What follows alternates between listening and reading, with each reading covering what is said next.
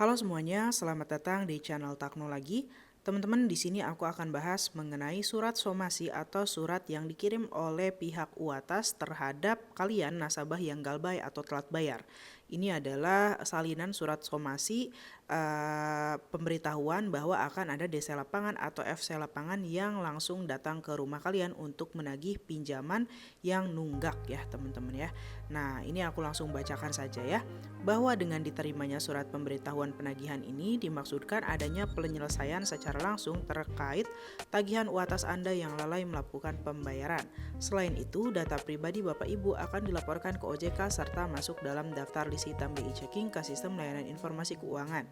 Melalui surat ini kami menugaskan beberapa karyawan kami yang bekerja dengan PT Jaya Guard Agency sebagai penyedia debt collector eksternal lapangan untuk mengunjungi lokasi Anda sebagai bentuk upaya penagihan langsung. Maka dari itu kami lampirkan data penagih sebagai pendukung keaslian surat ini sebagai berikut. Nah, ini adalah surat somasi atau surat penagihan yang nantinya akan dibawa oleh DC atau FC dari pihak UATAS ke rumah kalian. Nah, di sini aku mau berikan tips nih ya, apa yang harus dilakukan ketika kalian mendapatkan surat ini dan didatangi DC lapangan. Nah, kalian tidak perlu khawatir, jangan panik, jangan kabur, karena kalau kabur tidak akan menyelesaikan masalah teman-teman ya. Hadapi DC lapangan, kalau kalian sopan, mereka yang mungkin datang marah-marah atau dengan bahasa kasar, nanti mereka akan malu sendiri teman-teman ya, karena kan UATAS ini sudah OJK dan juga sudah legal. Masa sih penagihannya punya reputasi yang buruk begitu ya. Pasti pihak UATAS pun tidak mau mendapatkan informasi bahwa DC tersebut, DC atau FC lapangan yang ternyata adalah pihak ketiga yang ditugaskan oleh UATAS ini mencoreng nama baik UATAS begitu ya teman-teman ya. Jadi tipsnya yang pertama, hadapi dengan baik, jangan kabur, tetap sopan. Kalau misalkan mereka bentak-bentak atau tidak sopan, jangan balas tidak sopan juga. Nah, kalau kalian mendapatkan intimidasi atau pengancaman, nyalain HP, kemudian rekam mereka ya, rekam DC tersebut supaya jadi bukti, karena dari UATAS ini ada layanan pengaduan teman-teman ya.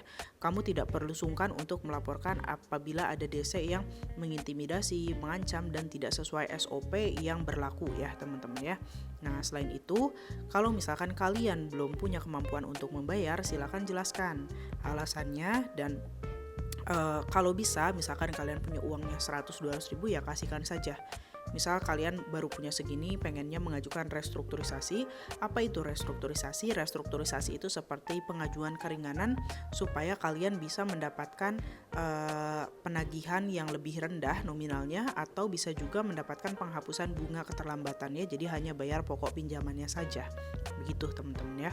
Nah, sampaikan misalnya gimana saya pengen restrukturisasi, pengen minta keringanan, bagaimana cara mengajukannya, dan pokoknya berikan kesan bahwa kalian itu ingin membayar tapi sekarang keadaannya belum ada uang begitu ya.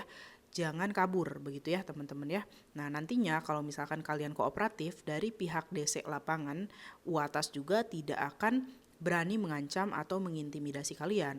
Mereka kalau mengancam dan mengintimidasi malah malu sendiri teman-teman ya. Jadi itulah sefruit atau sedikit tips dari aku, semoga bermanfaat. Jika ada pertanyaan silakan tulis di kolom komentar. Akhir kata, semoga bermanfaat. Sampai jumpa lagi.